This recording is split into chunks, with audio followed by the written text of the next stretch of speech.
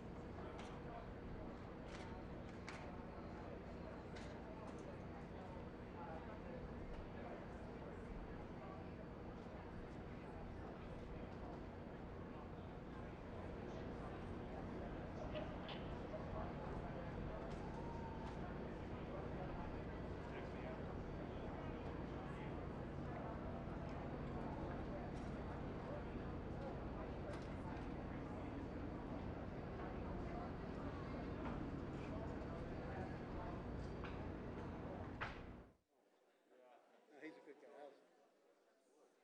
Talk to you later.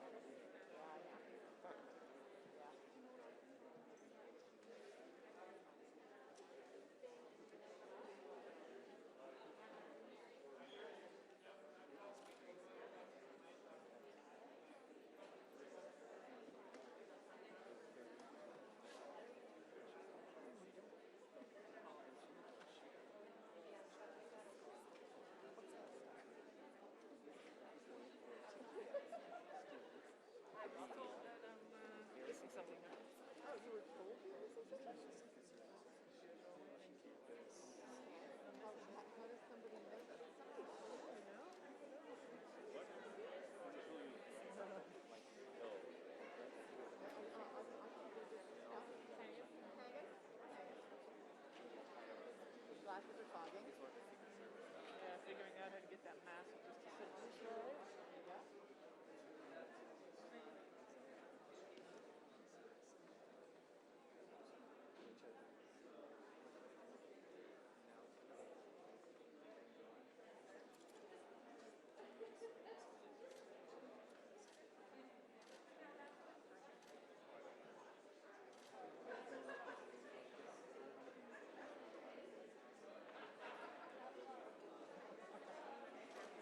There you go.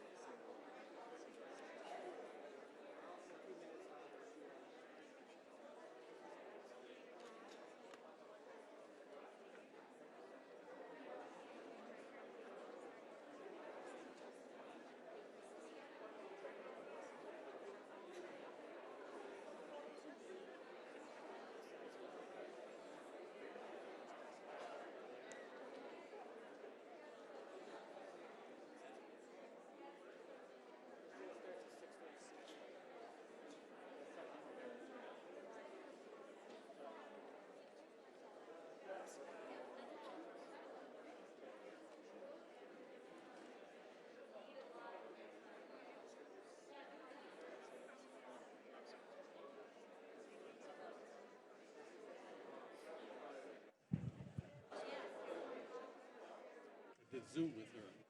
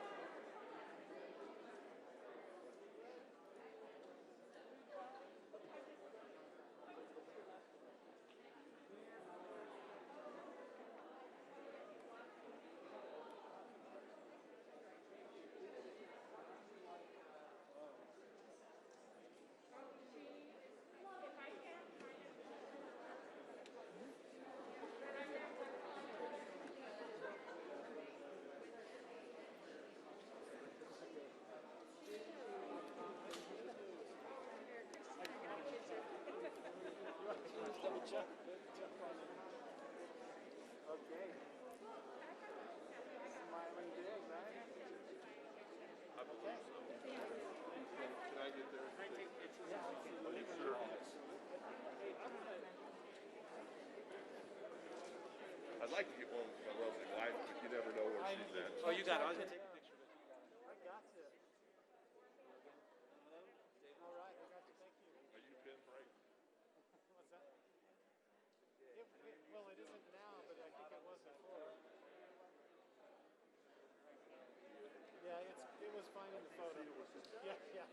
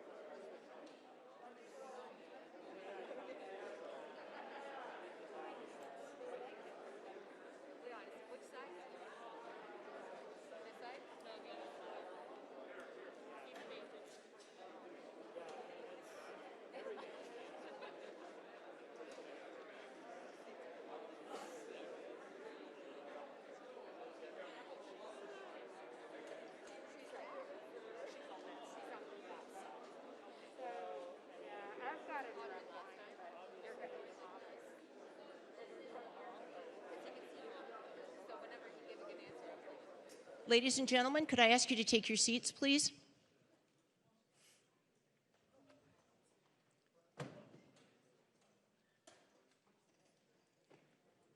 Welcome to the 2020 Vice Presidential Debate here at the University of Utah. I'm Janet Brown. I'm Executive Director of the Commission on Presidential Debates. We're delighted that you're here. In the next few minutes, you're going to hear thanks that are owed a lot of people for making tonight possible. We're also going to cover some housekeeping rules for this evening's debates, which start with please make sure your cell phones are turned off on all functions, can't make any noise, and please open your programs and take a look at some of the many, many people that we owe a huge debt of gratitude for this evening. I'd like to start with Pentagram, which is responsible for the new look of the Commission's name and color, as you can see right here on the flats, for starters. We are also grateful to Kroll and Mooring, which has supported our work significantly for years, and to State and Federal Communications, which has just come on board this year. We thank you all. As we speak, there is a Washington Filing Center being hosted at the National Press Club for members of the press that could not come here as they normally would to cover this debate. We are exceedingly grateful to them for providing this additional place for people to cover the debate in a professional way. We owe special thanks to the United States Secret Service, the Federal Bureau of Investigations, the Department of Homeland Security, and to the Clemson University's Media Forensics Hub. I'm going to introduce the co-chairs of the commission, Frank Fahrenkopf and Ken Wallach, for their comments.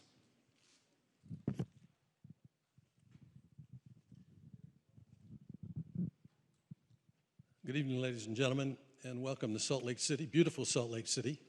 I'm a Nevadan, so I'm not too far from home, but I recognize the desert and the mountains, and it's great to be here. And we certainly owe the university and the Debate Society that co-sponsored this. And I think as you walk through the campus and had an opportunity to see the tremendous job they've done and what a beautiful job they've done in here with all of the problems that we have to do with our spacing, as you can see. Now, we also have, believe it or not, over 60 regular staff members of the commission to put these debates on. And we have to go from Cleveland here to Salt Lake to Miami and then finish up in Nashville. And thanks to United Airlines, who's gratuitously flying our entire staff back and forth between these cities. And we owe them a real debt of gratitude. But probably no one do we owe more than the Cleveland Clinic. Those of you who were in Cleveland were there with a debate that was co-sponsored by the clinic and Case Western Reserve. But the Cleveland Clinic has been our advisor on medical issues, which are so important as we live through this coronavirus episode. So we want to thank them again for their tremendous work. And believe it or not, don't laugh, because it's been a major contribution. Anheuser-Busch & Company, for 28 years, they have provided for the staff, the million reporters that are out here, something to eat so they don't go back and forth. And they've been with us for 28 years, and we're so happy. And now I have to be sort of a scold. There are millions of people who are either in their homes watching what happens tonight on television, or they'll be at their computers, or they'll be on their iPads, watching to listen to these two individuals state their positions on issues that are important to the American people. So we would ask you to not interfere with that by applauding, by cheering, by in any way getting involved. You're fortunate to be really today in a place of history. You can say you were at this debate, and it's a remarkable one, a very important one. So please do not get involved. Let those people see it in peace. You were told when you entered here that you had to have your mask on.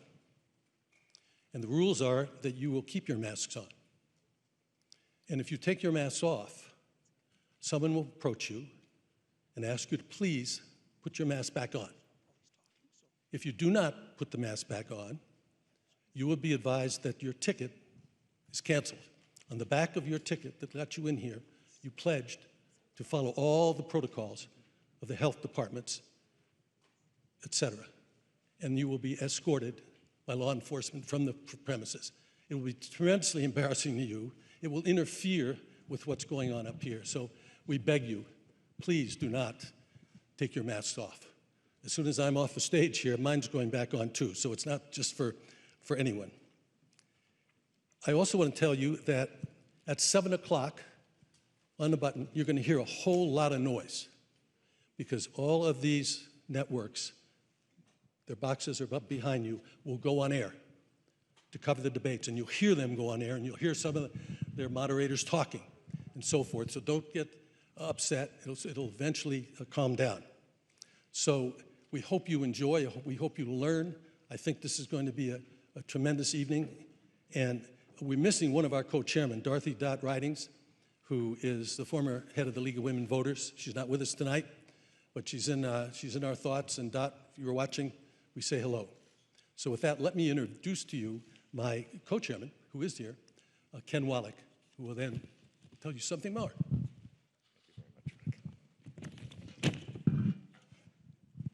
I join Frank, Janet, and fellow board members in welcoming you to the 10th Vice Presidential Debate sponsored and organized by the Commission on Presidential Debates. As the newest co-chair of the Commission, I am proud to work alongside Frank Fahrenkopf, Dot Ridings, Janet Brown, and a talented staff and crew who deal with nearly endless moving parts, ranging from political press and production issues to cybersecurity and set design to lighting and logistics. Over the years, they have created an institution that has made debates an important part of our democratic process, a view shared by the American electorate. Also, the advent of the Commission-sponsored Debate Watch allows participants in watch committees in all 50 states and Puerto Rico to exchange views on issues raised in debates with those who agree and those who disagree, to listen respectfully to each other's opinions. Debate Watch 2020 will reach more than 1 million participants.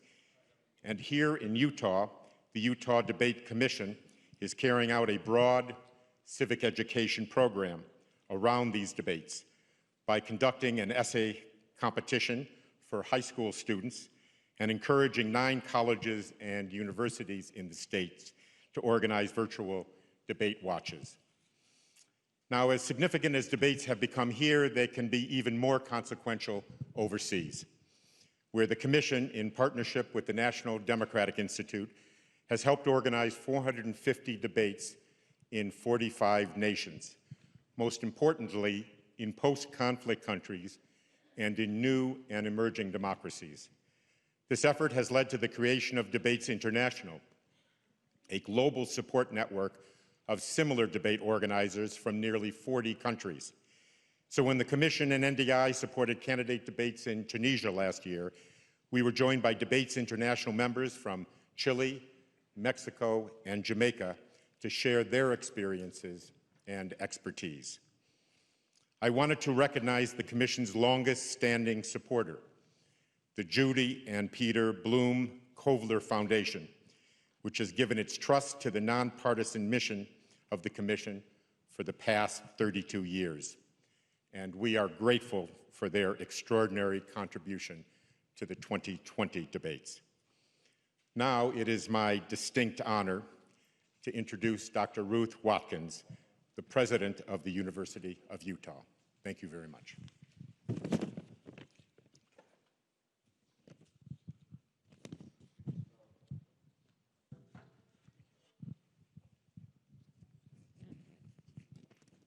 Good evening. I'm Ruth Watkins, President of the University of Utah. It is my great pleasure to welcome you to Utah's flagship university. Sincere thanks to the Commission on Presidential Debates for selecting the U to host the nation's only 2020 Vice Presidential Debate. This is the first time that Utah has been the site of an election debate, and we are thrilled that so many will get to know our state and our university through this occasion. Salt Lake City, Utah's capital, is a thriving hub of industry and innovation. Our great state has spectacular outdoor vistas and recreation, a strong economy, a can-do entrepreneurial ethos, and is known for collegiality and collaborative spirit. This vitality is why the University of Utah is on the rise, now recognized as one of America's leading research universities, a member of the prestigious Association of American Universities. Our beautiful campus home is home to outstanding academic programs, including University of Utah Health. University Hospital has been consistently recognized as a top 10 facility for excellence in patient care. And our Huntsman Cancer Institute is a comprehensive cancer center, the highest federal ranking for a cancer research organization. Providing value, high-quality education and healthcare at affordable cost is a defining tenet of our university. Our faculty and our staff are achieving national recognition and support at unprecedented levels. Among them, evolutionary geneticist Nels Eldey, just yesterday named a MacArthur Fellow. Congratulations, Professor Eldey. All of us at the University of Utah are united in purpose. We strive to provide today's students with an exceptional experience that will equip them for a vibrant future as members of the global community. Students are, quite simply, at the center of all we do. Let me introduce you to our student body leaders. Ephraim Coombe, President, Michelle Valdez, Vice President of Student Relations, and Ayana Amici, Vice President of University Relations. These individuals exemplify inquisitive, smart, creative students who will lead us into the future. I asked Michelle one thing she wanted the world to know about the University of Utah, and she said that this is a place for everyone from any background to come and accomplish extraordinary things. This is an institution for anyone, not only to learn, do research, teach, or lead, but to do all of those things in an exemplary manner. At the University of Utah, there is endless opportunity. And Ephraim offered a message of hope for the students who are listening tonight. If there's anything I hope for the students, young, emerging leaders watching and listening tonight, it is the hope that we will feel empowered to make our voices heard and our presence known, and the hope that we recognize the power and potential we have to act, to make a significant difference in our communities. But it all starts with what we do today, especially as we tune in tonight. We are the future, yes, but we are also the present, and present we will be. This election may be the first involvement in the nation's political process for many students. We have emphasized how very important it is to be a part of an informed, involved citizenry. Ayana offered this message from students here at the U to students listening from around the world. I want students worldwide to know that partaking in election processes is indispensable, as we are all citizens of humankind, and our chief role as such is to tailor the world to be more ethical than the one we grew up in. In order to avoid complicity in governmental injustice, it is our responsibility to vote for just outcomes within our own respective structures. It is our responsibility to be commonly decent. From all of us at the University of Utah, our very best wishes to Vice President Mike Pence and Senator Kamala Harris this evening, and my deepest appreciation to all who helped plan and prepare for tonight, from our campus, the Utah Debate Commission, and the Commission on Presidential Debates. Thank you all, and again, warmest welcome to the University of Utah.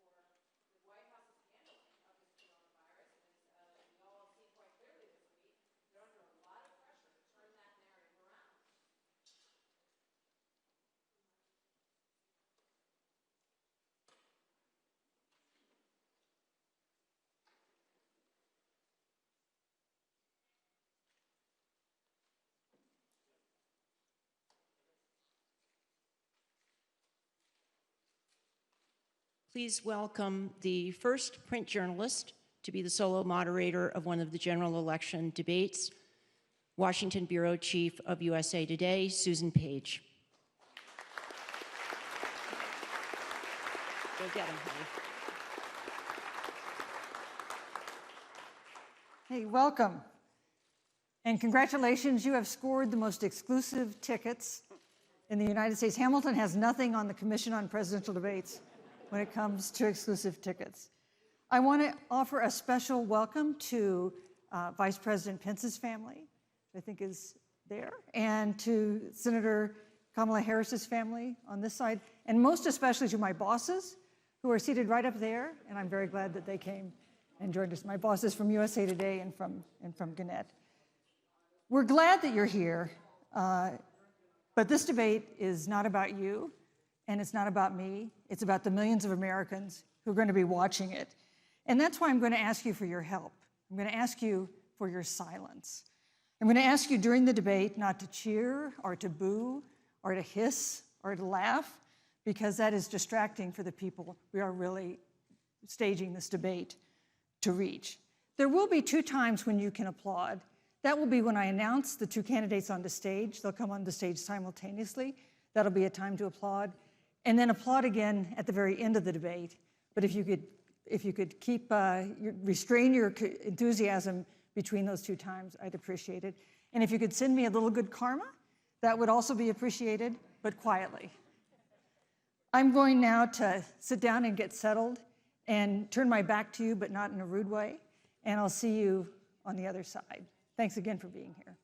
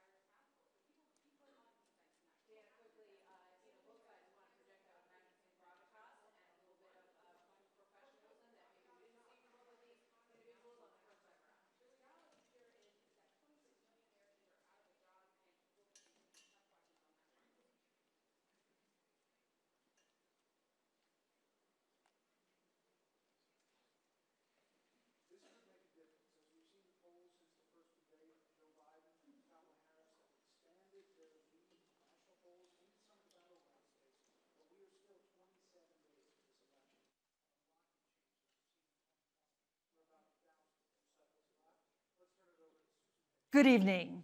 From the University of Utah in Salt Lake City, welcome to the first and only Vice Presidential Debate of 2020, sponsored by the Nonpartisan Commission on Presidential Debates. I'm Susan Page of USA Today. It is my honor to moderate this debate, an important part of our democracy. In Kingsbury Hall tonight, we have a small and socially distant audience, and we've taken extra precautions during this pandemic. Among other things, everyone in the audience is required to wear a face mask, and the candidates will be seated 12 feet apart. The audience is enthusiastic about their candidates, but they've agreed to express that enthusiasm only twice, at the end of the debate and now when I introduce the candidates. Please welcome California Senator Kamala Harris and Vice President Mike Pence.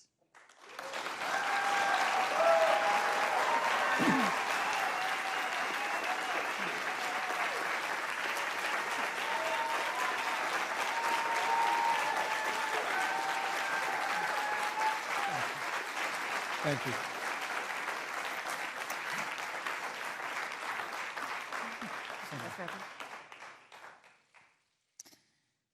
Senator Harris and Vice President Pence, thank you for being here. We're meeting as President Trump and the First Lady continue to undergo treatment in Washington after testing positive for COVID-19. We send our thoughts and prayers to them for their rapid and complete recovery and for the recovery of everyone afflicted by the coronavirus. The two campaigns and the Commission on Presidential Debates have agreed to the ground rules for tonight. I'm here to enforce them on behalf of the millions of Americans who are watching.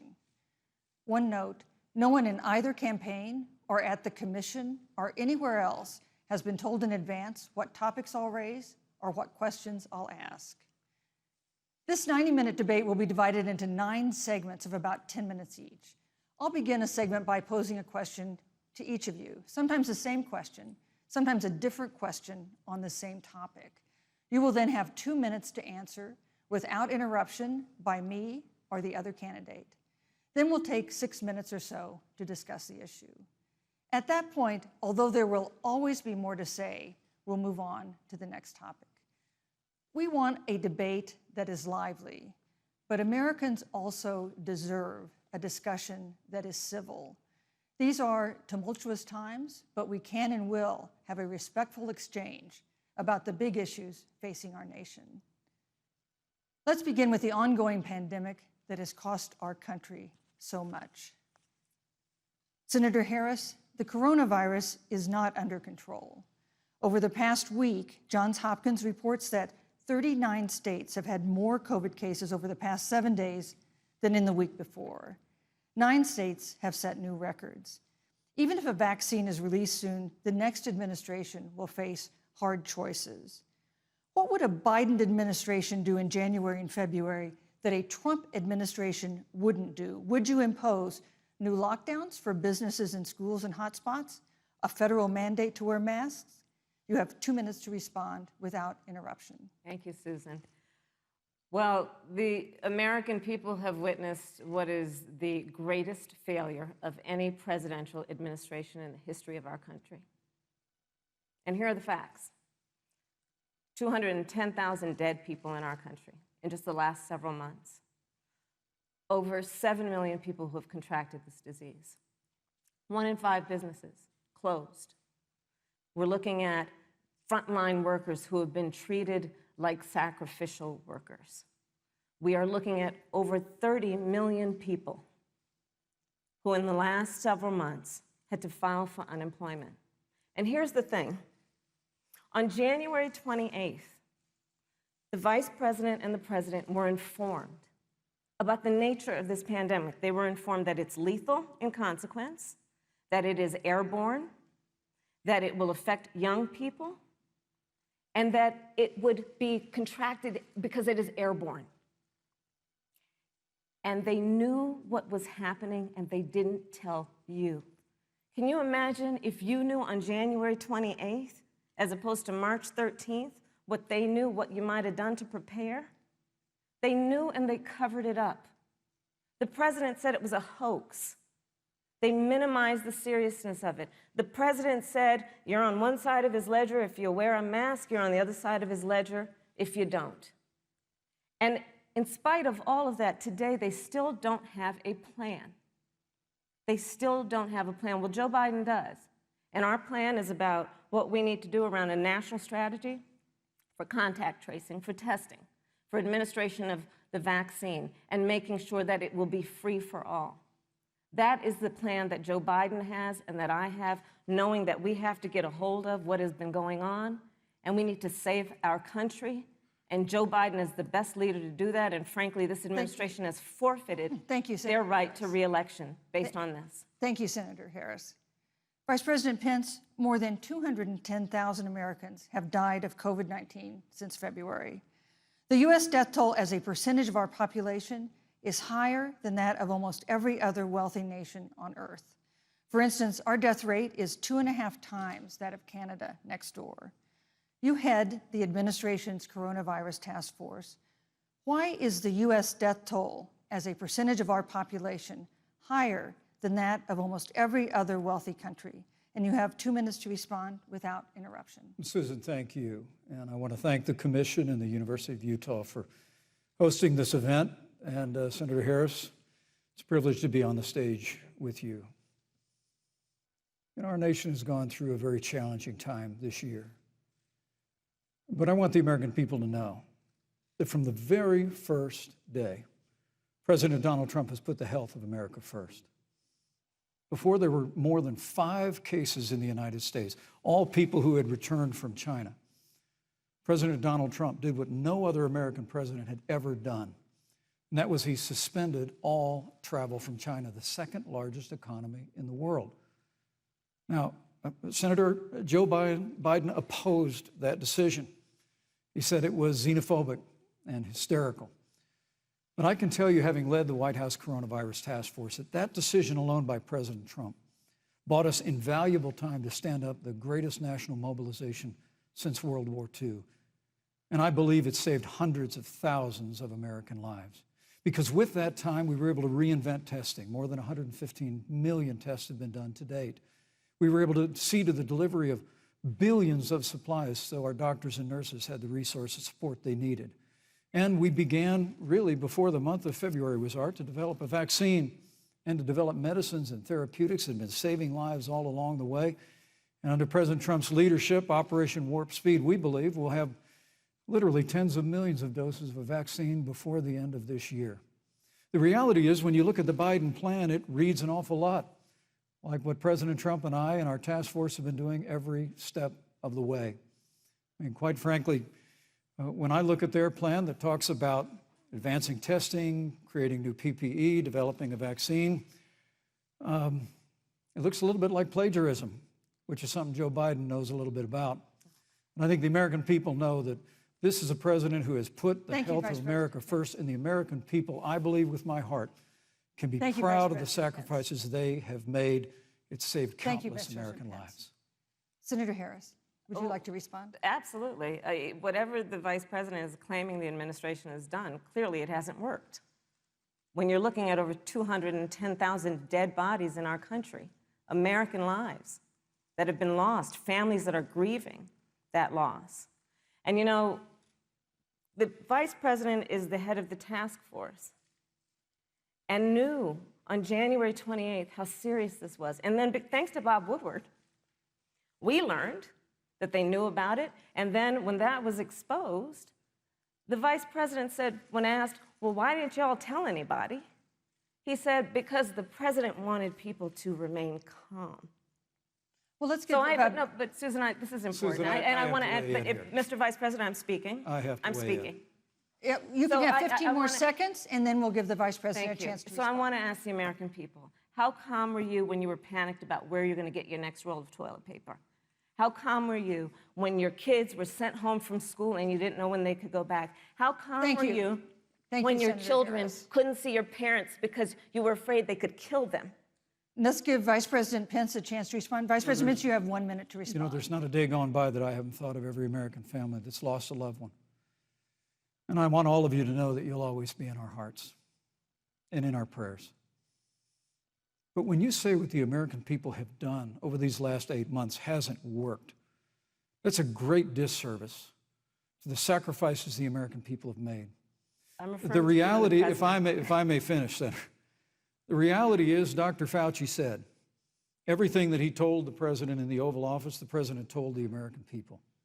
Now, President Trump, I will tell you, has boundless confidence in the American people, and he always spoke with confidence that we'd get through this together.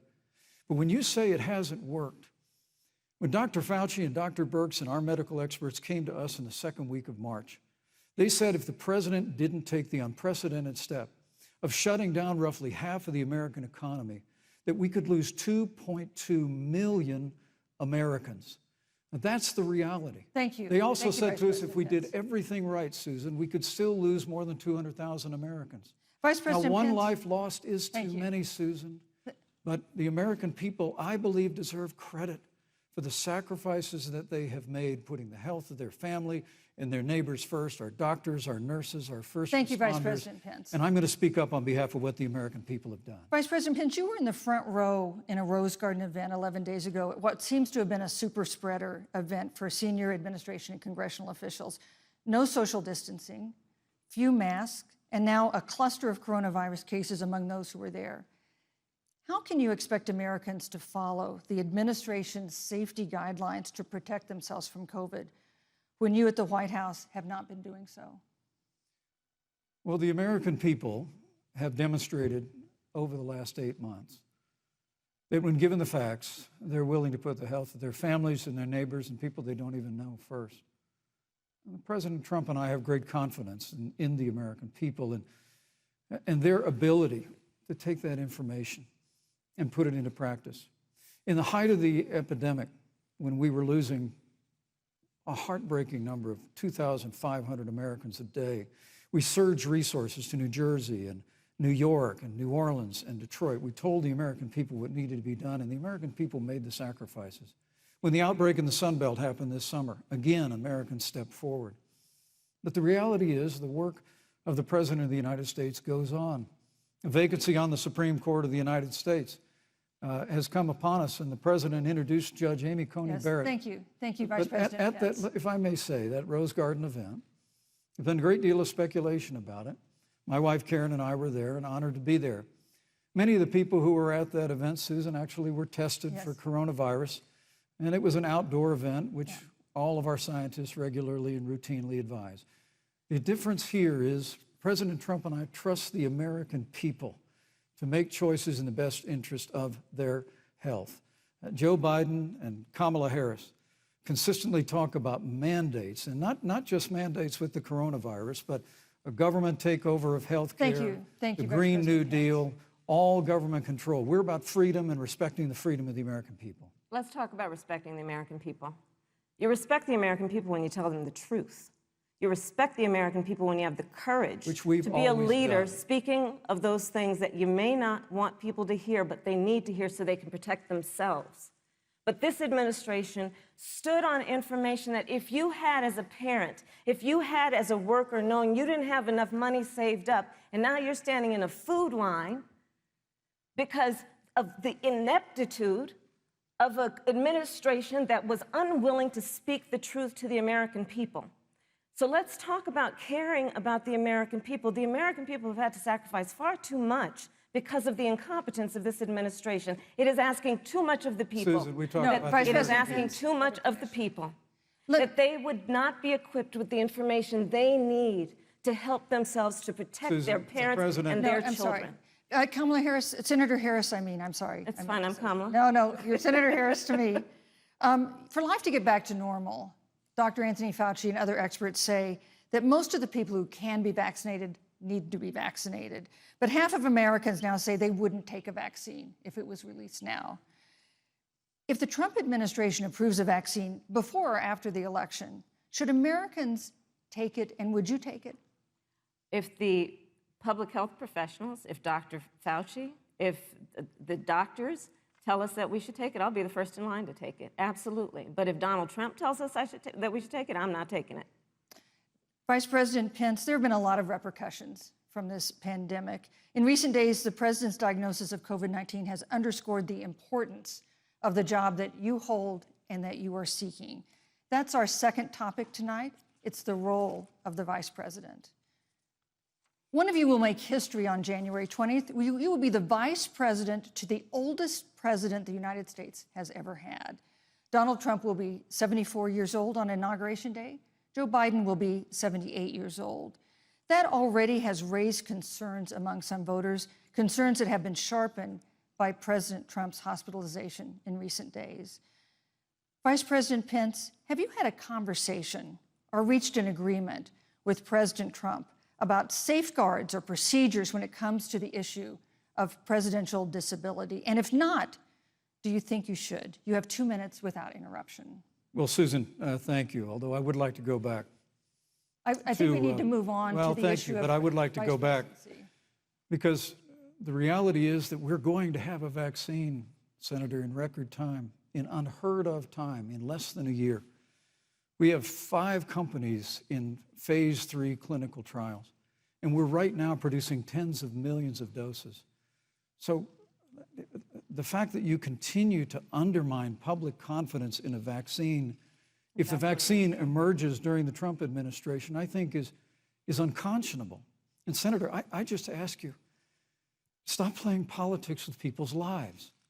The reality is that we will have a vaccine, we believe, before the end of this year.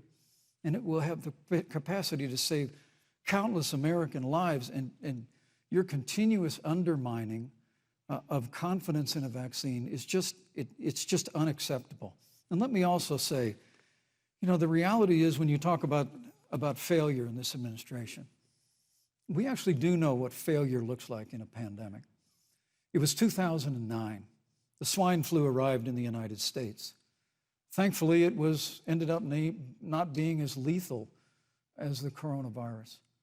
But before the end of the year, when Joe Biden was vice president of the United States, not 7.5 million people contracted the swine flu.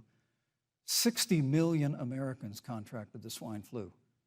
If the swine flu had been as lethal as the coronavirus, in 2009, when Joe Biden was vice president, we would have lost 2 million American lives. His own chief of staff, Ron Klain, would say last year that it was pure luck that they did, quote, everything possible wrong. And we learned from that. They left the strategic national stockpile empty. They left an empty and hollow plan, but we still learned from it. And I think the American people, I'm going to say again, can be proud of what we have done. And Senator, please stop undermining confidence in a vaccine. Senator Harris, let me ask you the same question that I asked Vice President Pence, which is, have you had a conversation or reached an agreement with Vice President Biden about safeguards or procedures when it comes to the issue of presidential disability? And if not, and if you win the election next month, do you think you should? You have 2 minutes uninterrupted. So let me tell you, first of all, the day I got the call from Joe Biden, it was actually a Zoom call, asking me to serve with him on this ticket was probably one of the most memorable days of my life. I thought about my mother, who came to the United States at the age of 19, gave birth to me at the age of 25 at Kaiser Hospital in Oakland, California. And the thought that I'd be sitting here right now, I know would make her proud, and she must be looking down on this. You know, Joe and I were raised in a very similar way.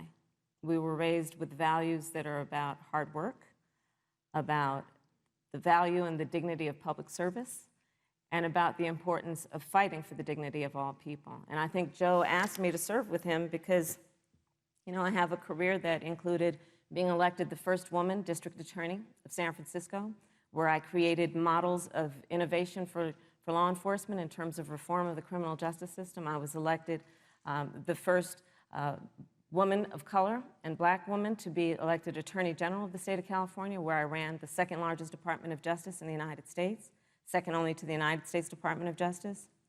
And there I took on everything from transnational criminal organizations to the big banks that were taking advantage of homeowners, to for-profit colleges that were taking advantage of veterans. And then, of course, now I serve in the United States Senate as only the second black woman ever elected to the United States Senate. I serve on the Senate Intelligence Committee, where I've been in regular receipt of classified information about threats to our nation and hotspots around the world. I've traveled the world. I've met with our soldiers in war zones. And I think Joe has asked me to serve with him because he knows that we share a purpose which is about lifting up the American people. And after the 4 years that we have seen of Donald Trump unifying our country around our common values and principles. Thank you, Senator Harris. You know, neither President Trump nor Vice President Biden has released a sort of detailed health information that had become the modern norm until the 2016 election. And in recent days, President Trump's doctors have given misleading answers or refused to answer basic questions about his health.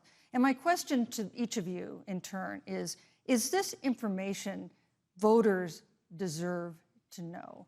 Vice President Pence, would you like to go first? Well, Susan, thank you.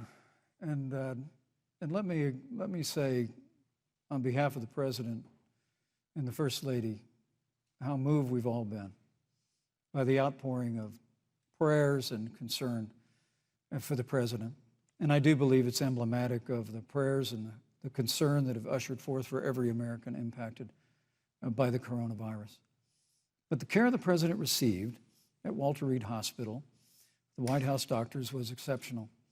And the transparency that they practiced all along the way will continue.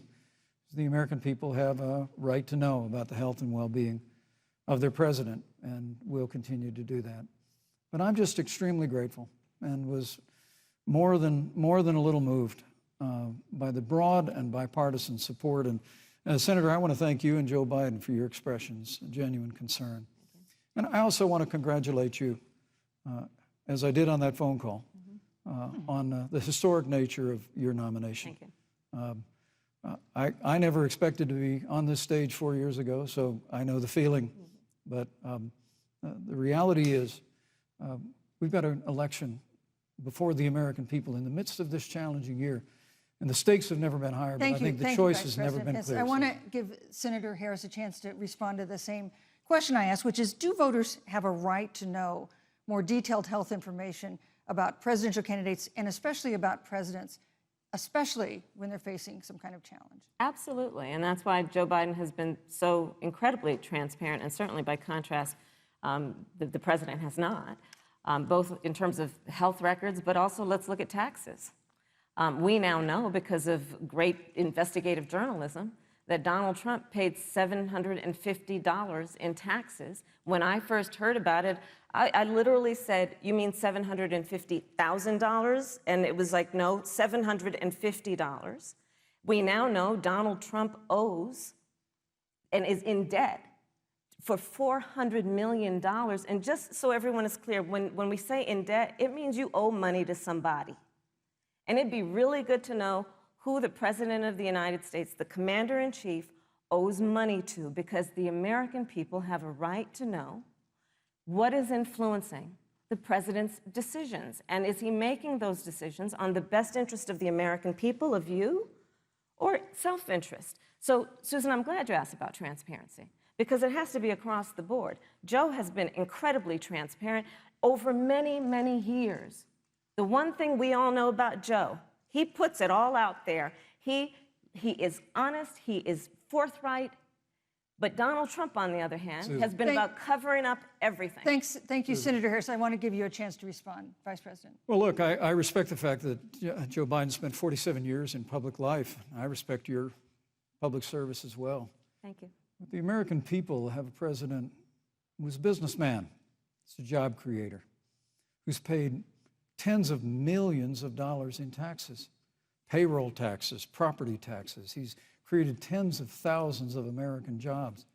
And the president said those public reports are not accurate. And the president's also released literally stacks of financial disclosures the American people can review just as the law allows. But the distinction here is that Joe Biden, 47 years in public service, compared to President Donald Trump, who brought all of that experience 4 years ago. Thank you, Vice and President. turned this economy around by cutting taxes, rolling back regulation, unleashing American energy, fighting for free and fair trade, and all of that's on the line if Joe Biden and Kamala Harris. You know, that's a good segue into our third topic, which is about the economy. This has been another aspect of life for Americans that's been so affected by this coronavirus. We have a jobs crisis brewing. On Friday, we learned that the unemployment rate had declined to 7.9% in September, but the job growth had stalled, and that was before the latest round of layoffs and furloughs in the airline industry at Disney and elsewhere. Hundreds of thousands of discouraged workers have stopped looking for work. Nearly 11 million jobs that existed at the beginning of the year haven't been replaced. Those hardest hit include Latinos, Blacks, and women.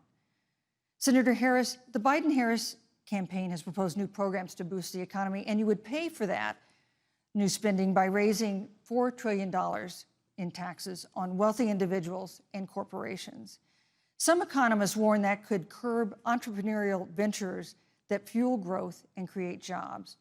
Would raising taxes put the recovery at risk? And you have 2 minutes to answer uninterrupted. Thank you. On the issue of the economy, I think there couldn't be a more fundamental difference between Donald Trump and Joe Biden.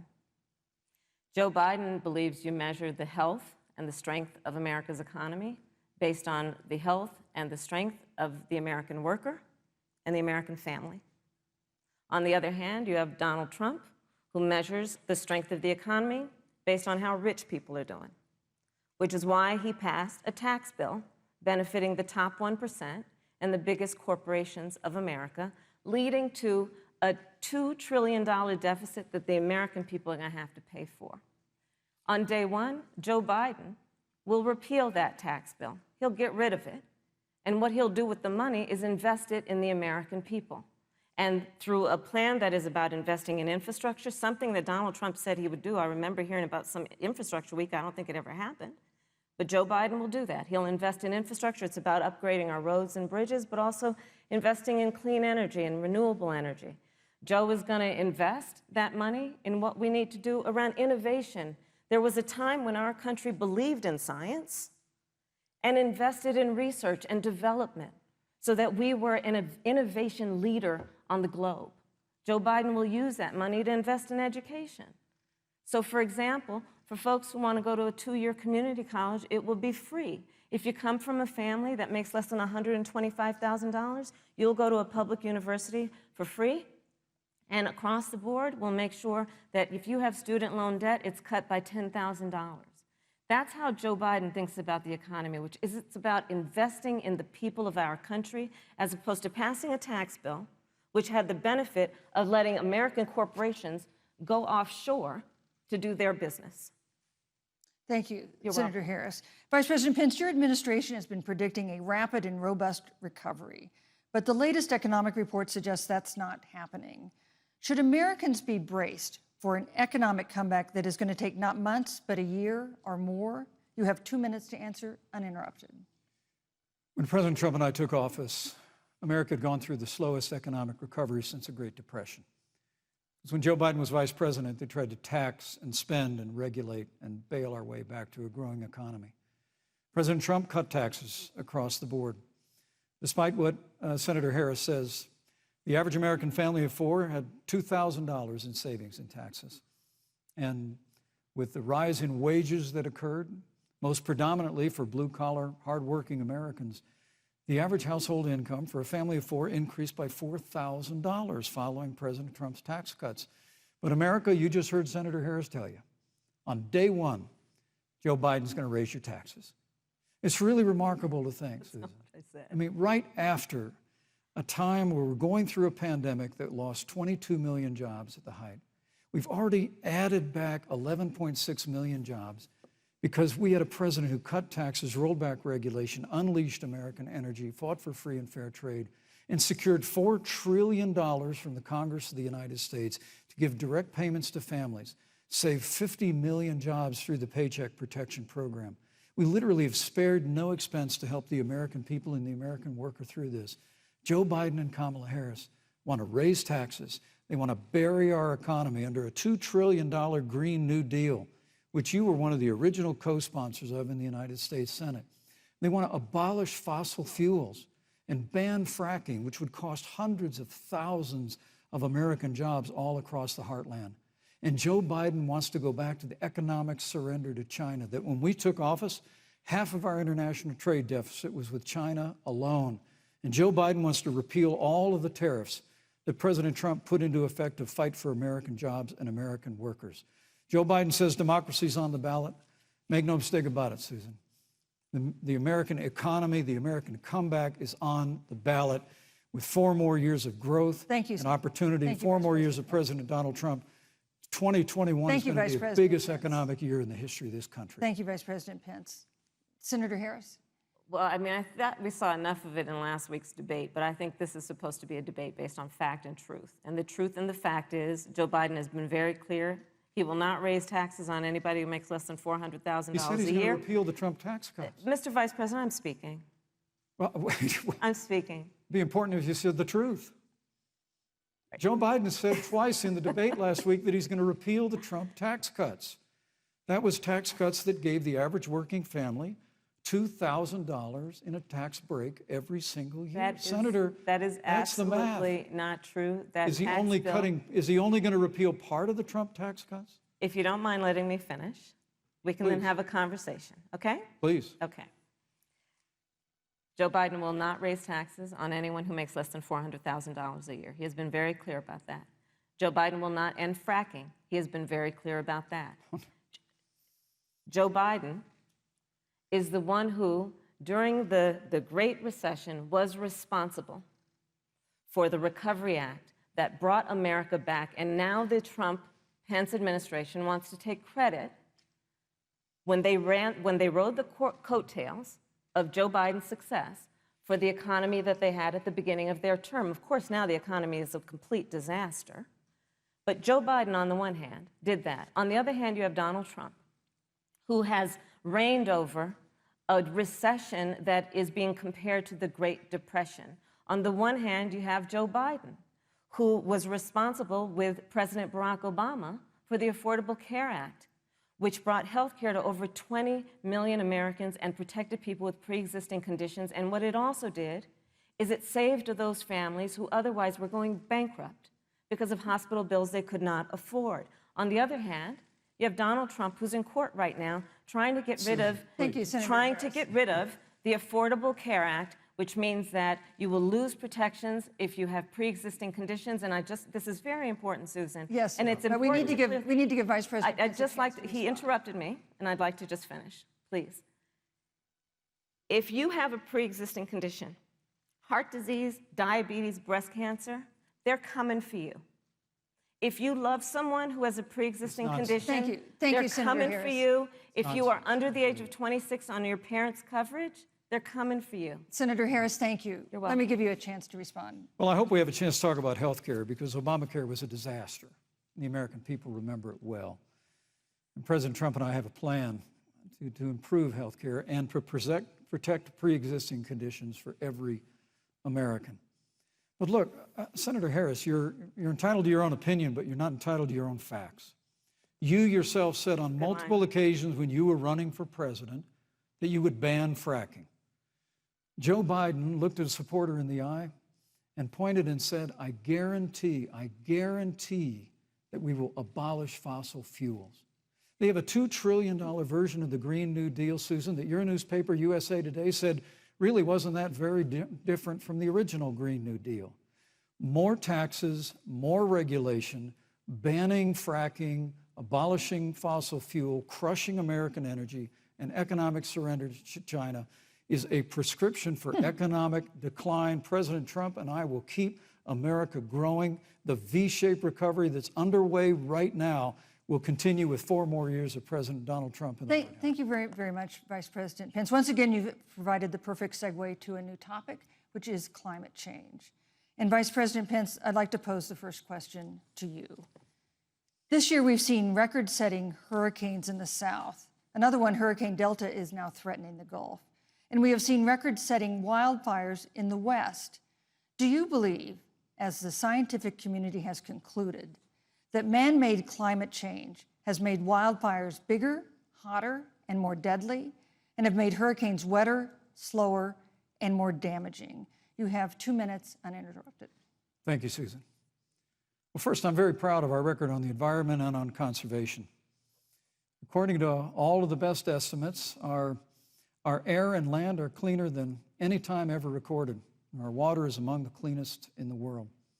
And just a little while ago, the president signed the Outdoors Act. It's the largest investment in our public lands and public parks in 100 years. So President Trump has made a commitment to conservation and to the environment. Now, with regard to climate change, the climate is changing. But the issue is, what's the cause and what do we do about it? President Trump has made it clear that we're going to continue to listen to the science.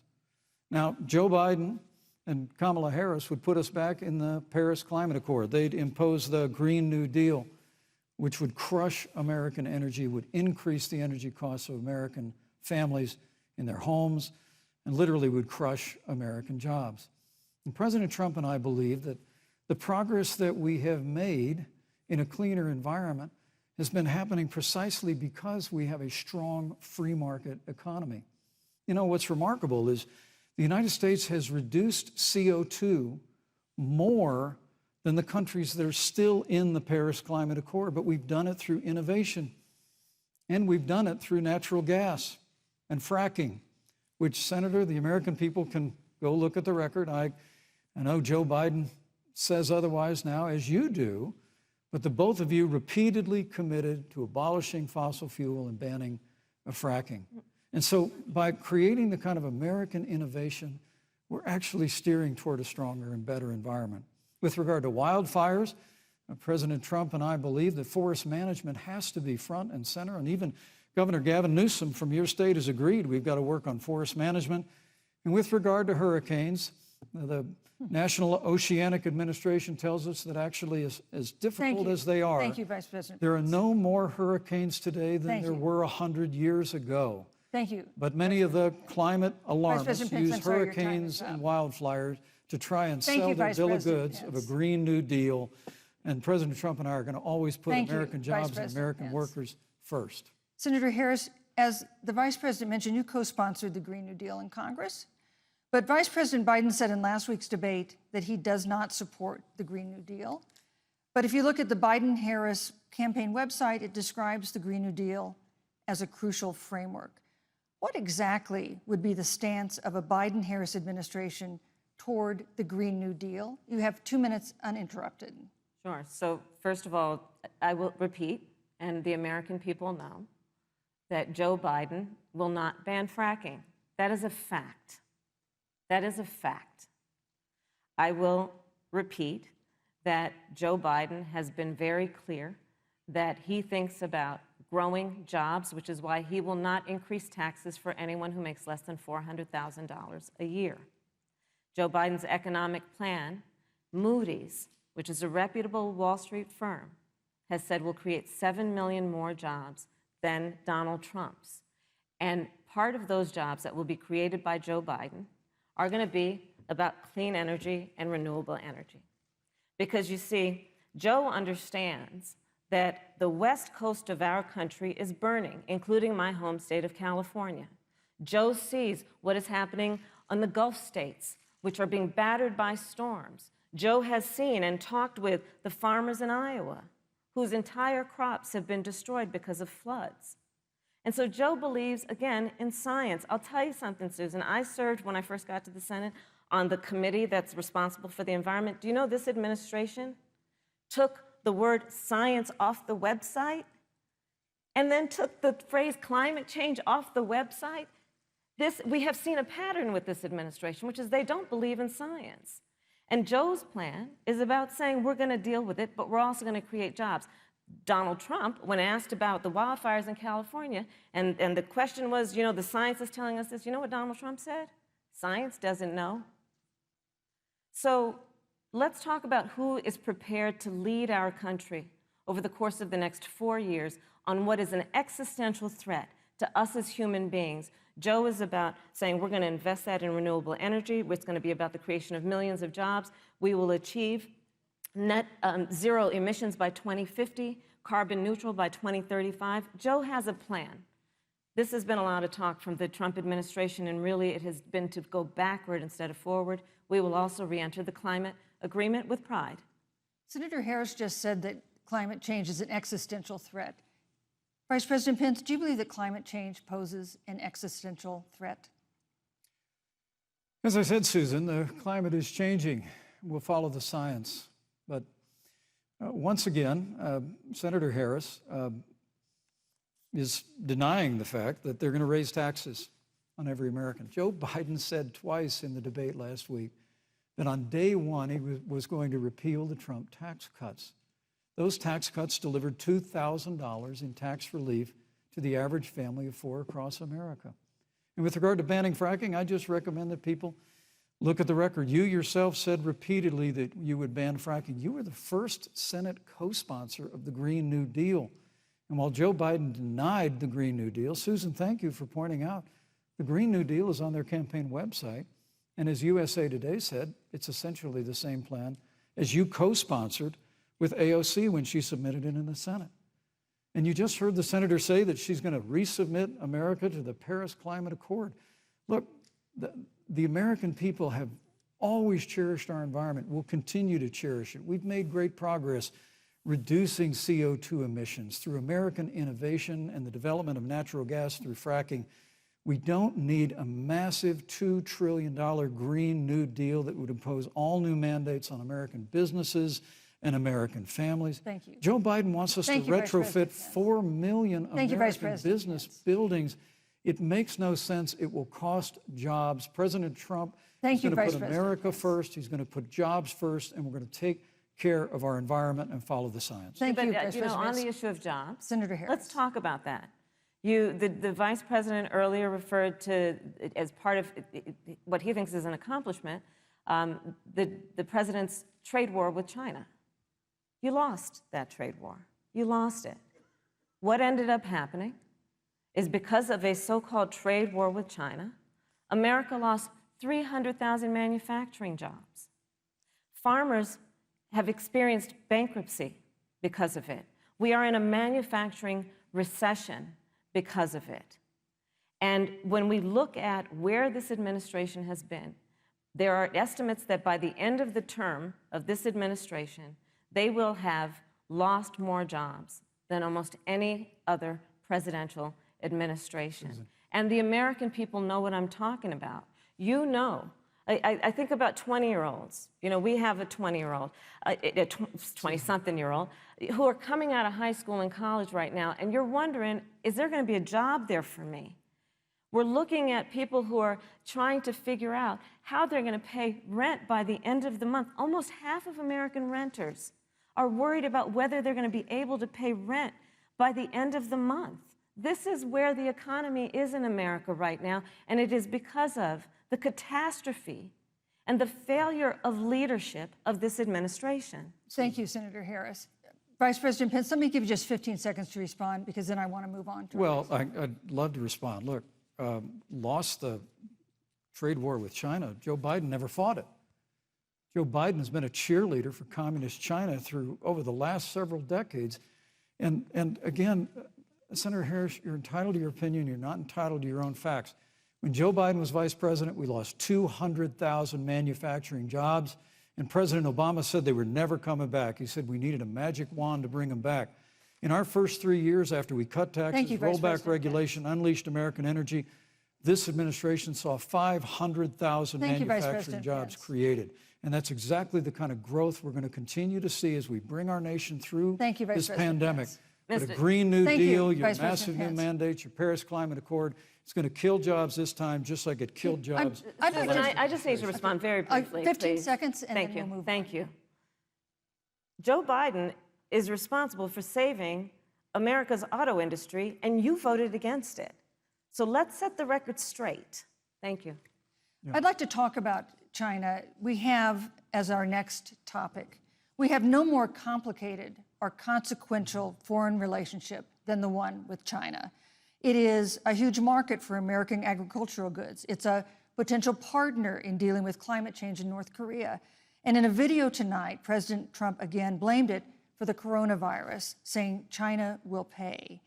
Vice President Pence, how would you describe our fundamental relationship with China? Competitors, adversaries, enemies? You have 2 minutes. Thank you, Susan. Well, before I leave that, let me speak to voting records if I can. You know, everybody knows that NAFTA cost literally thousands of American factories to close.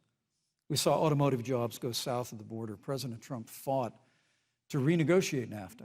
And the United States-Mexico-Canada agreement is now the law of the land. American people deserve to know Senator Kamala Harris was one of only 10 members of the Senate to vote against the USMCA. It was a huge win for American auto workers. It was a huge win for American farmers, especially dairy in the upper Midwest. But Senator, you said it didn't go far enough on climate change, that you put your radical environmental agenda ahead of American auto workers and ahead of American jobs. The American people deserve to know that. Is probably why Newsweek magazine said that Kamala Harris was the most liberal member of the United States Senate in 2019, more liberal than Bernie Sanders, more liberal than any of the others in the United States Senate. So now, with regard to China, look, Susan, first and foremost, China is to blame for the coronavirus. And President Trump is not happy about it. He's made that very clear, made it clear again today. China and the World Health Organization did not play straight with the American people. They did not let our personnel into China to get information on the coronavirus until the middle of February. Fortunately, President Trump, in dealing with China from the outset of this administration, standing up to China that had been taking advantage of America for decades in the wake of Joe Biden's cheerleading for China, President Trump made that decision before the end of January to suspend all travel from China. And again, the American people deserve to know Joe Biden opposed President Trump's decision to suspend all travel from China. He said it was hysterical. He said it was xenophobic. Vice President Pence. But President Trump has stood up to China. We're going to continue to stand strong. Thank you, Vice President Pence. We want to improve the relationship, but we're going to level the playing field, and we're going to hold China accountable for what they did to America with the coronavirus. Thank you. Senator Harris, let me ask you the same question that I asked the Vice President. How would you describe our fundamental relationship with China? Are we competitors, adversaries, enemies? You'll have 2 minutes uninterrupted. Susan, the Trump administration's perspective and approach to China has resulted in the loss of American lives, American jobs, and America's standing. There's a weird obsession that President Trump has had with getting rid of whatever accomplishment was achieved by President Obama and Vice President Biden. For example, they created within the White House an office that basically was responsible for monitoring pandemics. They got rid of it. Not true. There was a team of disease experts that President Obama and Vice President Biden dispatched to China to monitor what is now predictable and what might happen. They pulled them out. We now are looking at 210,000 Americans who have lost their lives. Let's look at the job situation. We mentioned before the trade deal, the trade war, they wanted to call it, with China. It resulted in the loss of over 300 manufacturing jobs and a manufacturing recession, and the American consumer paying thousands of dollars more for goods because of that failed war that they called it. Then let's talk about standing. Pew, a reputable research firm, has done an analysis that shows that leaders of all of our formerly allied countries have now decided that they hold in greater esteem and respect Xi Jinping, the head of the Chinese Communist Party, than they do Donald Trump, the President of the United States, the Commander-in-Chief of the United States. This is where we are today because of a failure of leadership by this administration. Senator Harris, we've seen changes in the role of the United States in terms of global leadership over the past 4 years. And of course, times do change.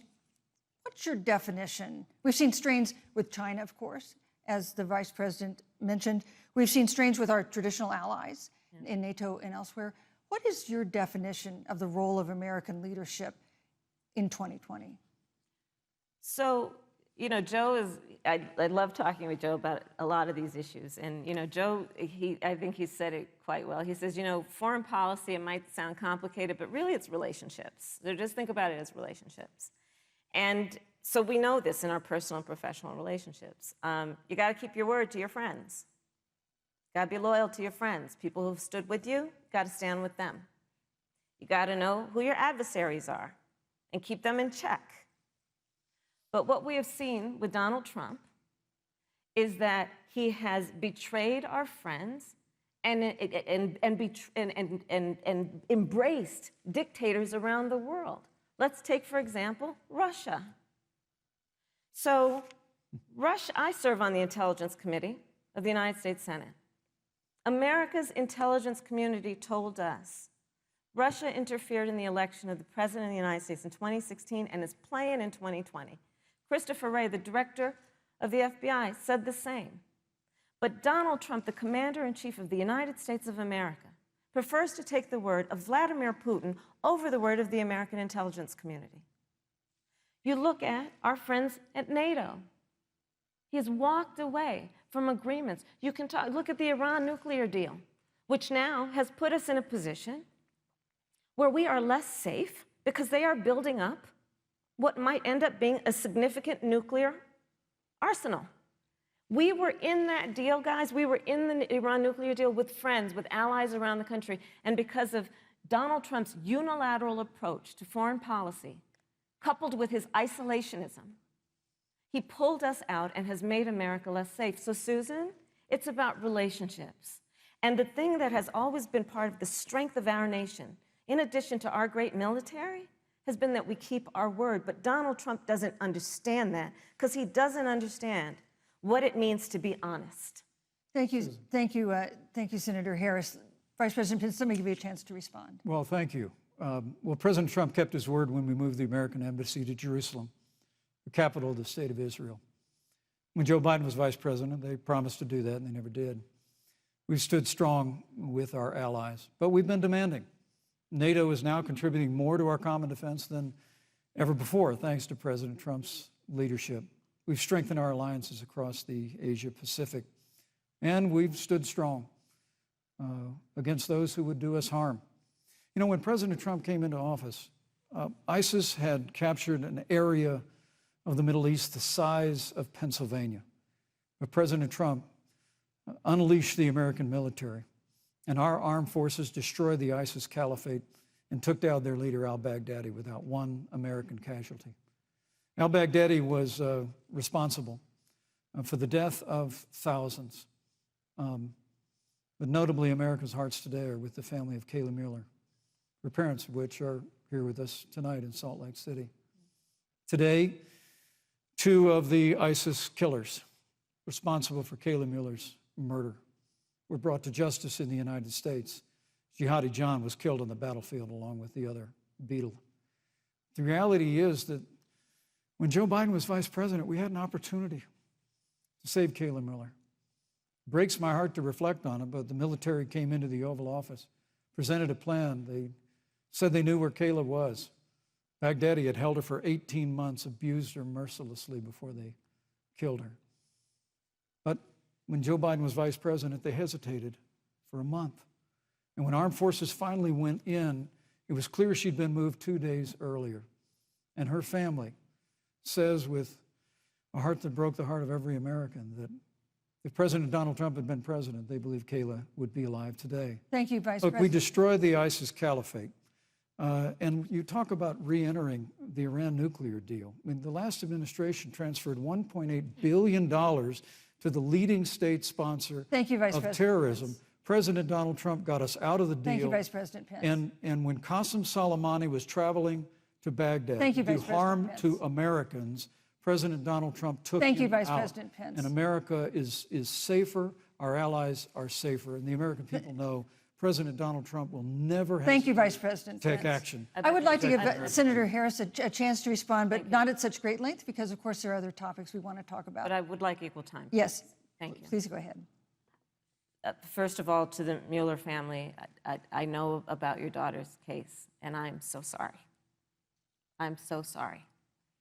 What happened to her is awful, and it should have never happened.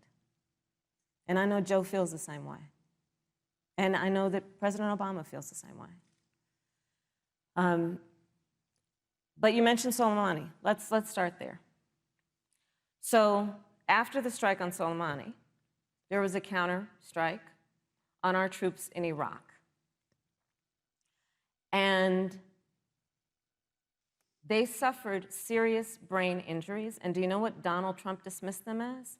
Headaches.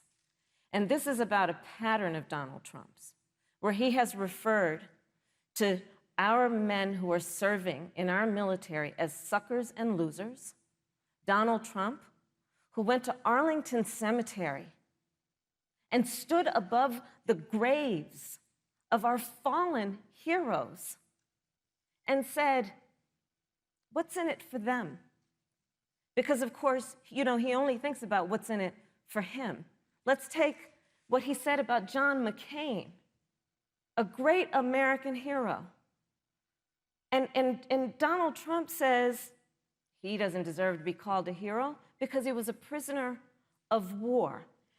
And this is very important when you want to talk about who is the current commander-in-chief and what they care about and what they don't care about.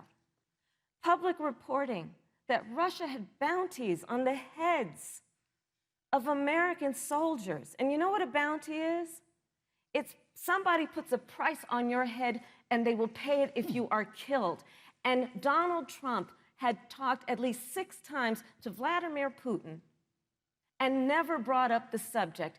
Joe Biden would never do that. Thank you. Joe Biden would, but Joe Biden would hold Russia to account for any threat to our nation's security or to our troops who are sacrificing their lives for the sake of our democracy and our safety. Thank you, Senator Harris. This is such an important issue, but we have other important issues as well. And Susan, I want to make sure we have a chance I really have to talk respond to about that. Look, she has 15 seconds because well, I got to have trying more to than keep, that. Look, well, I'm sorry, but Vice President Pence, you've had more time than she's had so far. The slanders against President Donald Trump regarding men and women of our armed forces are absurd. I'm sorry, Vice President Pence. My son is a captain in the United States Marine Corps. My son-in-law is deployed in the United States Navy. I can assure all of you, with sons and daughters serving in our military, President Donald Trump not only respects but reveres all of those who serve in our armed forces, and any suggestion otherwise is ridiculous. Thank you, Vice President Pence. The American people deserve, Susan, the American people deserve to know. Vice President Pence, I did not, excuse me, Susan, I did not create the rules for tonight. Joe Biden. Your campaigns agreed to the rules for tonight's debate with the Commission on Presidential Debates. I'm here to enforce them, which involves moving from one topic to another, giving roughly equal time to both of you, which is what I'm trying very hard to do. Go right ahead. So I want to go ahead and move to the next topic, which is an important one, as the last topic was, and that is the Supreme Court. On Monday, the Senate Judiciary Committee is scheduled to open hearings on Amy Coney Barrett's nomination to the Supreme Court. Senator Harris, you'll be there as a member of the committee. Yes. Her confirmation would cement the court's conservative majority and make it likely open to more abortion restrictions, even to overturning the landmark Roe v. Wade ruling. Access to abortion would then be up to the states. Vice President Pence, you're the former governor of Indiana. If Roe v. Wade is overturned, what would you want Indiana to do? Would you want your home state to ban all abortions? You have 2 minutes, uninterrupted. Well, thank you for the question, but I'll use a little bit of my time to respond to that very important issue before. The American people deserve to know Qasem Soleimani, the Iranian general, was responsible for the death of hundreds of American service members. When the opportunity came, we saw him headed to Baghdad to kill more Americans. President Trump didn't hesitate, and Qasem Soleimani is gone. But you deserve to know that Joe Biden and Kamala Harris actually criticized the decision to take out Qasem Soleimani. It's really inexplicable, but with regard to Joe Biden, it's explainable. Because history records that Joe Biden actually opposed the raid against Osama bin Laden. It's absolutely essential that we have a commander-in-chief who will not hesitate to act to protect American lives and to protect American service members, and that's what you have in President Donald Trump. Now, with regard to the Supreme Court of the United States, let me say President Trump and I could not be more enthusiastic about the opportunity to see Judge Amy Coney Barrett become Justice Amy Coney Barrett. She's a brilliant woman, and she will bring a lifetime of experience and a sizable American family to the Supreme Court of the United States. And our hope is, in the hearing next week, unlike Justice Kavanaugh received with treatment from you and others, we hope she gets a fair hearing. And we particularly hope that we don't see the kind of attacks on her Christian faith that we saw before. I mean, the Democrat chairman of the Judiciary Committee before, when Judge Barrett was being confirmed for the Court of Appeals, expressed concern that the dogma of her faith lived loudly in her. Dick Durbin of Illinois said that it was a concern. Senator, I know one of our judicial nominees you actually attacked because they were a member of the Catholic Knights of Columbus, just because the Knights of Columbus holds pro-life views and pro-marriage views. Thank you, Vice President Pence. So my hope is that when the hearing takes place, that thank you, Vice President Pence. That Judge Amy Coney Barrett will be respected, thank you, treated Vice President respectfully, Pence. voted and confirmed to the Supreme Court of the United States. Senator Harris, you're the senator from and former Attorney General of California. So let me ask you a parallel question to the one I posed to the Vice President. If Roe v. Wade is overturned, what would you want California to do? Would you want your home state to enact no restrictions on access to abortion? And you have 2 minutes uninterrupted. Thank you, Susan. First of all, Joe Biden and I are both people of faith, and it's insulting to suggest that we would knock anyone for their faith. And in fact, Joe, if elected, will be only the second practicing Catholic as President of the United States. On the issue of this nomination, Joe and I are very clear, as are the majority of the American people. We are 27 days before the decision about who will be the next president of the United States. And, you know, before, when this conversation has come up, you know, it's been about election year or election time. We're literally in an election. Over 4 million people have voted. People are in the process of voting right now. And so Joe has been very clear, as the American people are. Let the American people fill that seat in the White House, and then we'll fill that seat on the United States Supreme Court. And to your point, Susan, the issues before us couldn't be more serious. There's the issue of choice, and I will always fight for a woman's right to make a decision about her own body. It should be her decision and not that of Donald Trump and the Vice President, Michael Pence. But let's also look at what else is before the court. It's the Affordable Care Act. Like, literally in the midst of a public health pandemic, when over 210,000 people have died and 7 million people probably have what will be in the future considered a pre-existing condition because you contracted the virus. Donald Trump is in court right now trying to get rid of the Affordable Care Act. And I said it before, and it bears repeating. This means that there will be no more protections if they win for people with pre-existing conditions. This means that over 20 million people will lose your coverage. It means that if you're under the age of 26, you can't stay on your parents' coverage anymore. And here's the thing. The contrast couldn't be more clear. They're trying to get rid of the Affordable Care Act. Joe Biden is saying, let's expand coverage. Let's give you a choice of a public option or private coverage. Let's bring down premiums. Thank you, Senator Let's Harris. lower Medicare eligibility to 60. Thank you, Senator That's true Harris. leadership.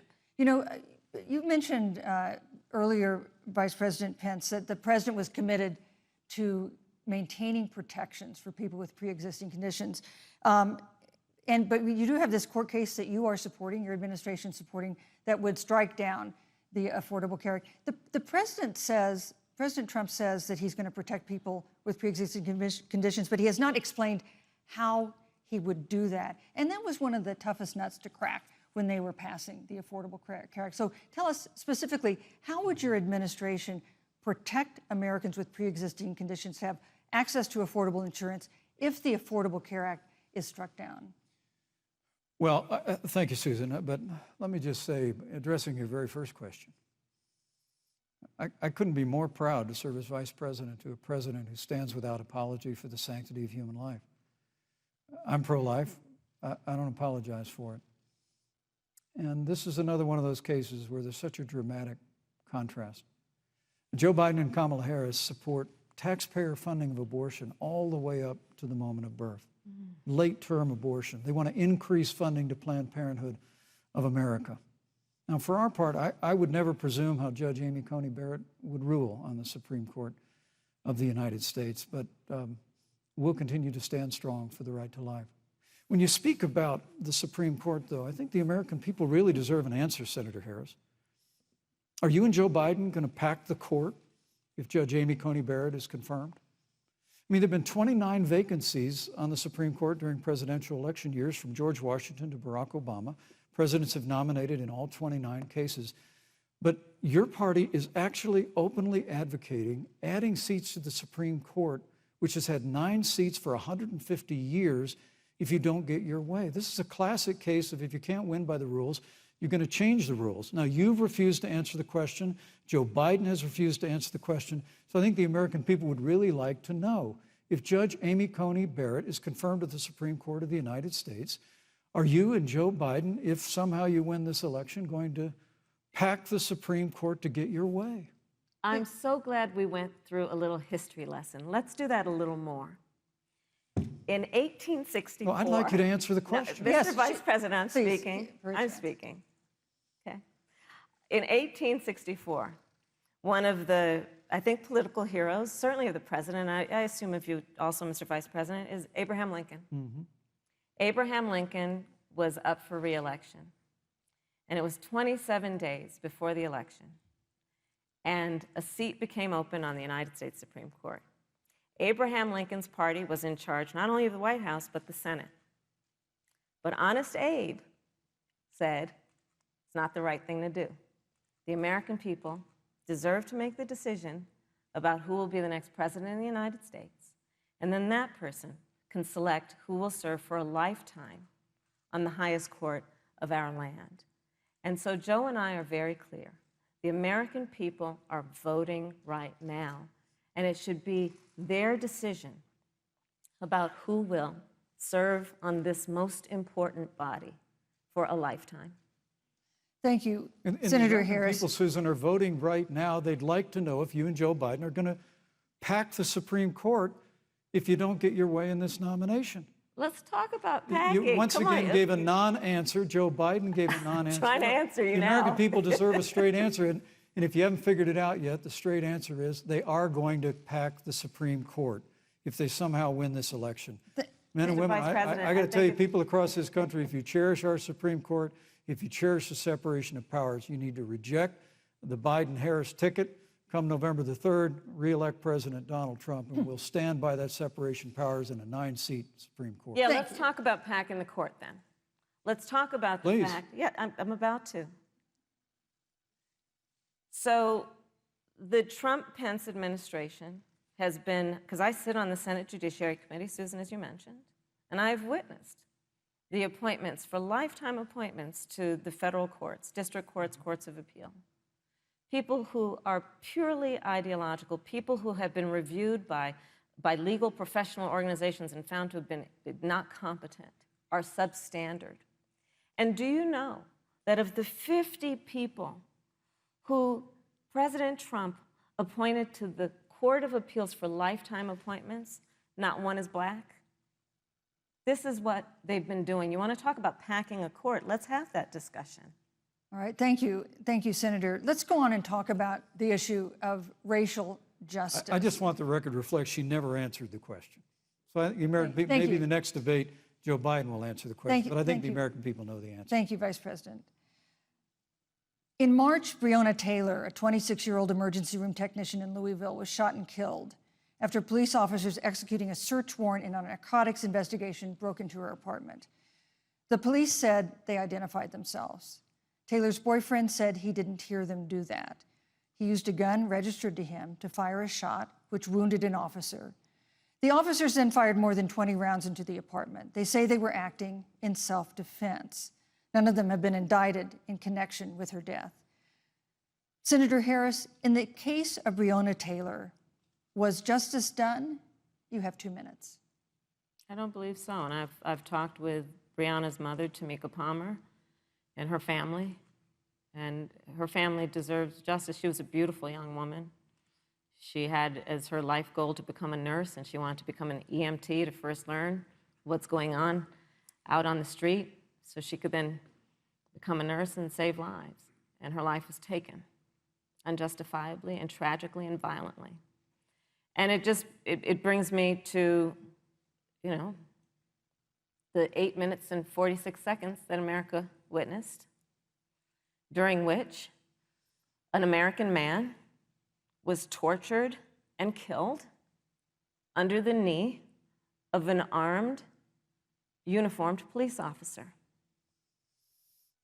And people around our country of every race, of every age, of every gender, perfect strangers to each other, marched shoulder to shoulder, arm in arm, fighting for us to finally achieve that ideal of equal justice under law. And I was a part of those peaceful protests. And I believe strongly that, first of all, we are never going to condone violence, but we always must fight for the values that we hold dear, including the fight to achieve our ideals. And that's why Joe Biden and I have said on this subject, look, and I'm a former career prosecutor. I know what I'm talking about. Bad cops are bad for good cops. We need reform of our policing in America and our criminal justice system, which is why Joe and I will immediately ban chokeholds and carotid holds. George Floyd would be alive today if we did that. We will require a national registry for police officers who break the law. We will, on the issue of criminal justice reform, get rid of private prisons and cash bail, and we will decriminalize marijuana, and we will expunge the records of those who have been convicted of marijuana. This is a time for leadership on a tragic, tragic issue of unarmed Black people in America who have been killed. Thank you, Senator Harris. Vice President Pence, let me pose the same question to you. In the case of Breonna Taylor, was justice done? You have 2 minutes uninterrupted. Well, our heart breaks for the loss of any innocent American life. And the family of Breonna Taylor has our sympathies. But I trust our justice system, a grand jury that refused the evidence. And it really is remarkable that as a former prosecutor, you would assume that an impaneled grand jury looking at all the evidence got it wrong. But you're entitled to your opinion, Senator. I think, look, and with regard to George Floyd, there's no excuse for what happened to George Floyd. And justice will be served. But there's also no excuse for the rioting and looting that followed. I mean, it really is astonishing. Flora Westbrook is with us here tonight in Salt Lake City. Just a few weeks ago, I stood at what used to be her salon. It was burned to the ground by rioters and looters. And Flora is still trying to put her life back together. And I must tell you, this presumption that you hear consistently from Joe Biden and Kamala Harris, that America is systemically racist, and that, as Joe Biden said, that he believes that law enforcement has an implicit bias against minorities, is a great insult to the men and women who serve in law enforcement. And I want everyone to know who puts on the uniform of law enforcement every day that President Trump and I stand with you. And it is remarkable that when Senator Tim Scott tried to pass a police reform bill, brought together a group of Republicans and Democrats, Senator Harris, you got up and walked out of the room. And then you filibustered Senator Tim Scott's bill on the Senate floor that would have provided new accountability, new resources. Look, we don't have to choose between supporting law enforcement, improving public safety, and supporting our African American neighbors and all of our minorities. Under President Trump's leadership, we'll always stand with law enforcement, and we'll do what we've done from day one, and that is improve the lives of African Americans. Thank you, Vice President Pence. Record unemployment, record investments in education, and we'll fight for school choice for all of our minorities. Thank you, Vice President. I'd like to respond. Senator Harris. I will not sit here and be lectured by the Vice President on what it means to enforce the laws of our country. I am the only one on this stage who has personally prosecuted everything from child sexual assault to homicide. I'm the only one on this stage who has prosecuted the big banks for taking advantage of America's homeowners. I'm the only one on this stage who prosecuted for-profit colleges for taking advantage of our veterans. And the reality of this is that we are talking about an election in 27 days, where last week the President of the United States took a debate stage in front of 70 million Americans and refused to condemn white supremacists. Not true. And Not true. it wasn't like he didn't have a chance. He didn't do it, and then he doubled down. And then he said, when pressed, stand back, stand by.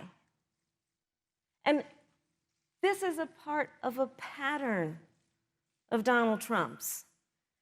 He called Mexicans rapists and criminals. He instituted as his first act a Muslim ban. On the issue of Charlottesville, where people were peacefully protesting the need for racial justice, where a young woman was killed, and on the other side there were neo-Nazis carrying tiki torches, shouting racial epithets, anti-Semitic slurs, and Donald Trump, when asked about it, said there were fine people on both sides. This is who we have as the President of the United States. And America, you deserve better. Joe Biden will be a president who brings our country together. Senator Harris, and recognizes the beauty in our diversity and the fact that we Senator all Harris, have so much more in common than what separates us. Vice President Pence, let me give you a minute to respond. Thank you, Susan. I appreciate that very much. You know, I think this is one of the things that makes people dislike the media so much in this country, Susan, is that you selectively edit, just like Senator Harris did, comments that President Trump and I and others on our side of the aisle make. I mean, Senator Harris conveniently omitted, after the president made comments about people on either side of the debate over monuments, he condemned the KKK, neo-Nazis, and white supremacists, and has done so repeatedly. You're concerned that he doesn't condemn neo-Nazis. President Trump has Jewish grandchildren.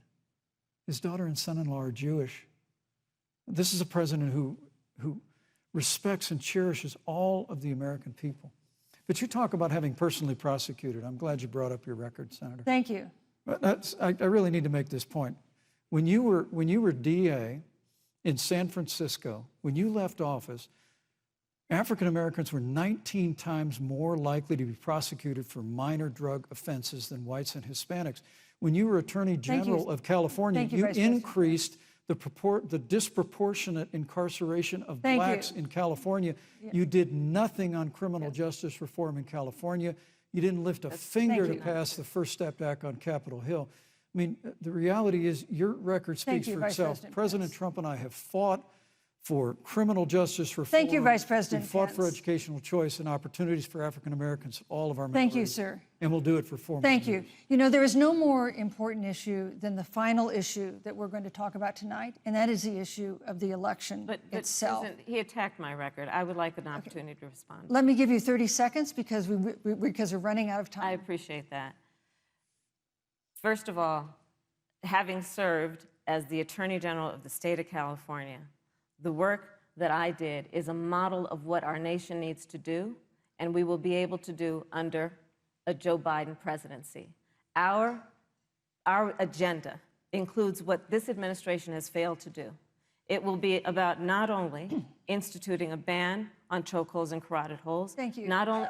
Thank you, Senator I Harris. would like to go through. These are points that you made earlier in the hour, and I want to talk about the election itself before we have to. But I want to talk about the connection between what Joe and I will do and my record, which includes I was the first statewide officer to institute a requirement that my agents would wear body cameras and keep them on full time. We were the first to initiate a requirement that there would be a training for law enforcement on implicit bias because, yes, Joe Biden and I recognize that implicit bias does exist, Mr. Vice President, contrary to what you may believe.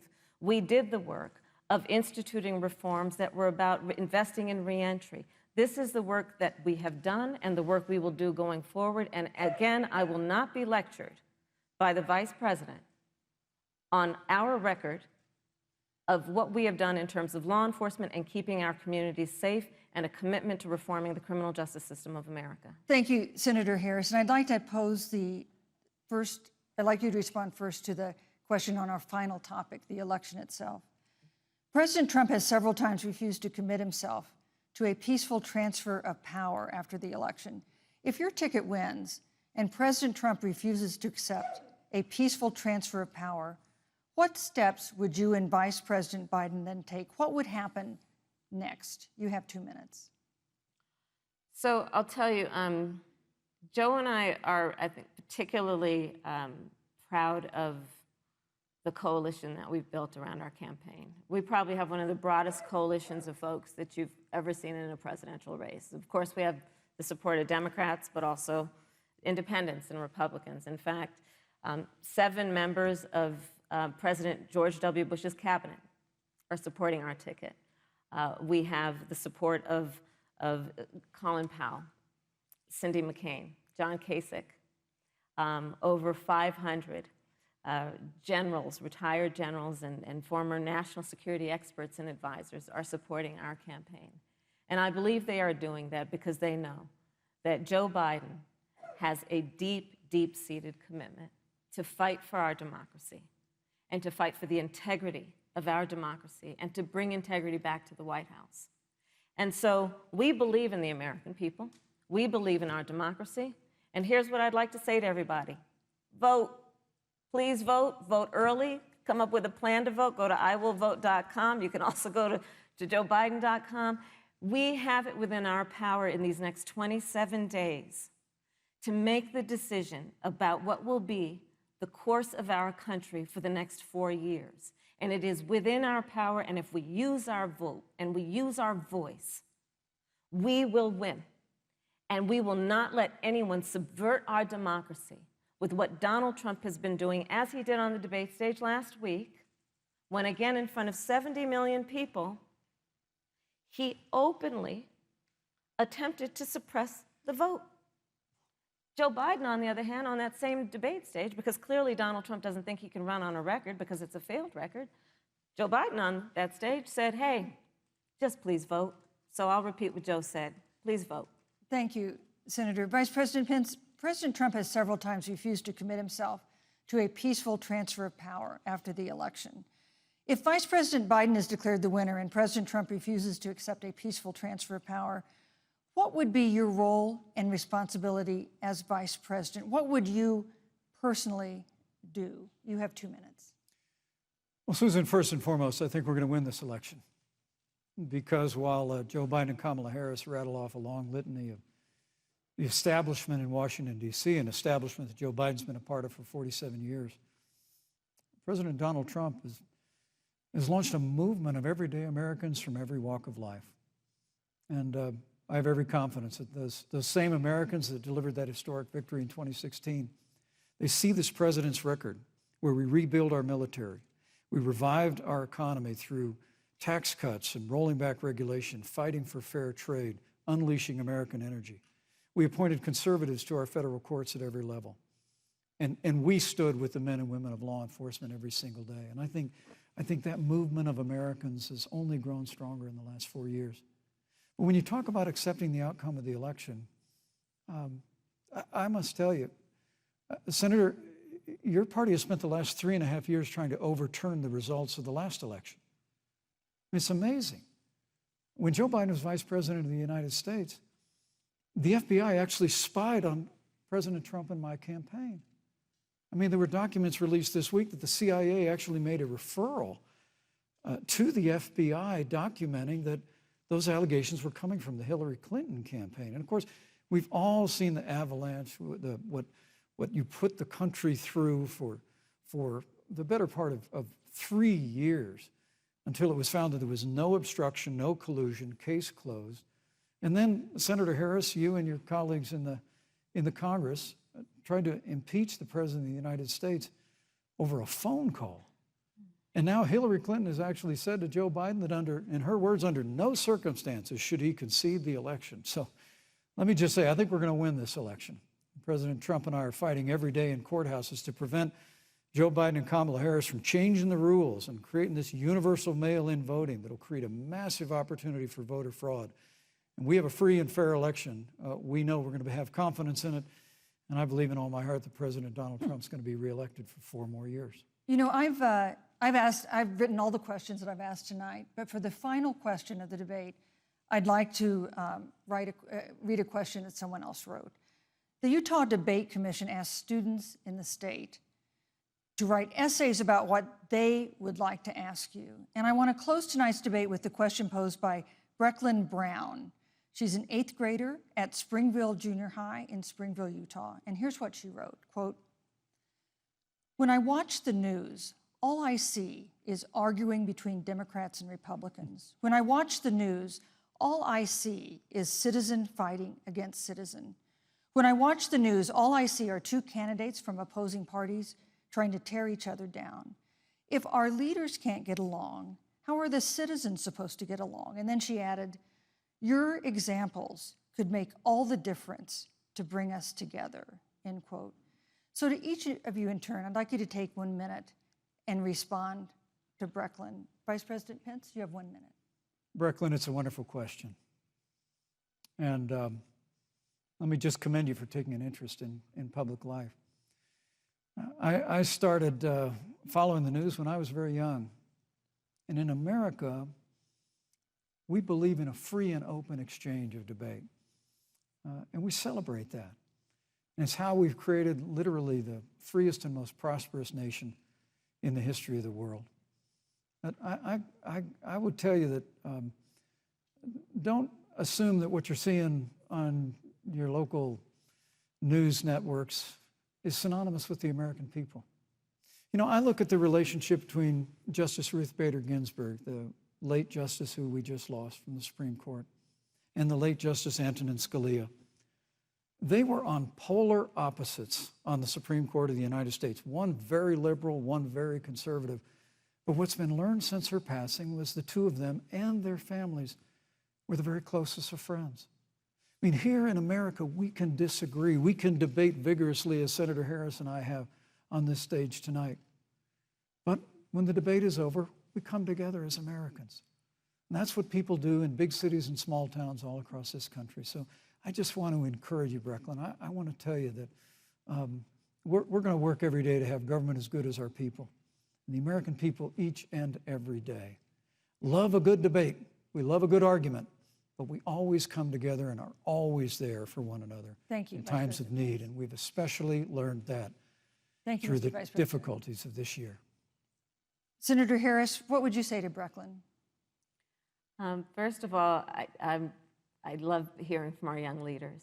And when I hear her words, when I hear your words, Brecklin, I know our future is bright because it is that perspective on who we are and who we should be. That is a sign of leadership and is something we should all aspire to be. And that, that brings me to Joe. Joe Biden, one of the reasons that Joe decided to run for president is after Charlottesville, which we talked about earlier.